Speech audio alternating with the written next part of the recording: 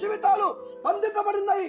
ఏ కుటుంబం చూసినా, ఏ వ్యక్తి దగ్గరికి వెళ్ళినా, అయ్యా మాకు నెమ్మది లేదు, మాకు శాంతి లేదు, మాకు సమాధానం లేదు, కోట్ల డబ్బు మాకుంది, పొలము మాకుంది, ట్రాక్టర్లు మాకున్నవి, ఎన్నో మేము కలిగి ఉన్నాము, కానీ మా జీవితంలో మాకు నెమ్మది లేదు, మా జీవితంలో మాకు శాంతి లేదు, మా జీవితంలో మాకు సమాధానం లేదు.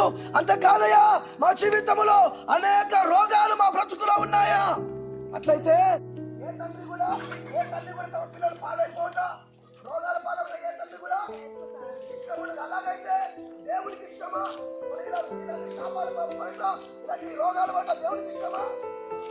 సృష్టించినప్పుడు యథార్థవంతునిగా సృష్టించాడు, నీతిమంతునిగా సృష్టించాడు, పరిశుద్ధునిగా సృష్టించాడు. కానీ మానవుడు దేవుని మాట వినకుండా, దేవుని ఆజ్ఞను అతిక్రమించి, దేవుడు చెప్పిన పని చేయకుండా తమ ఇష్టానుసారమైన మార్గం ఎన్నుకొని మానవుడు దేవునికి విరోధమైన అయితే పాపిని పాపము నుండి విడిపించిన కొరకు, పాప స్వభావం తీసివేయడ కొరకు, అనగా త్రాగుడు నుండి, అబద్ధము నుండి, మోసము నుండి, దుర్వ్యసనాల నుండి విడిపించిన కొరకు యేసు వచ్చాడు.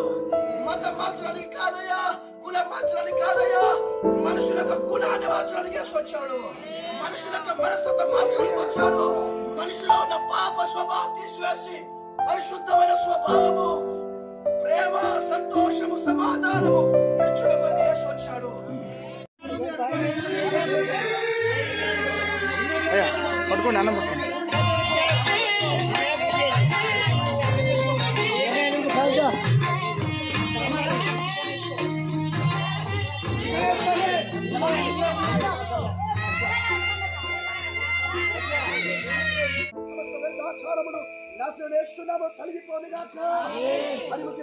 కుటుంబానికి రక్షణ భాగ్యం తెచ్చేయండి, బిడ్డలకు రక్షణ భాగ్యం తెచ్చేయండి, వారు మనసు తెచ్చే పాప క్షమాపణ తెచ్చేయి, పశ్చాత్తాపము తెచ్చేయి.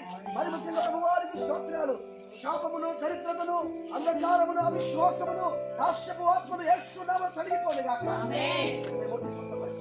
కుటుంబంలో నెమ్మదిని, శాంతిని, సమాధానమును, ఆయురారోగ్యాలు బిడ్డలకు తెచ్చండి. మరెక్కడ కష్టాలు దీవించి ఆశీర్వదించమని. మరి ముఖ్యంగా నీ మందిరానికి రావడానికి, నీ వాక్యములో లోబడడానికి, నీ మందిరానికి వచ్చి నీ దైవ దీవులను పొందాలని కృప బిడ్డకాల గ్రహించి ప్రతి అక్కను ప్రతి అవసరం తీసుకుని భయపడమని యేసు నామములో వచ్చిన తండ్రి.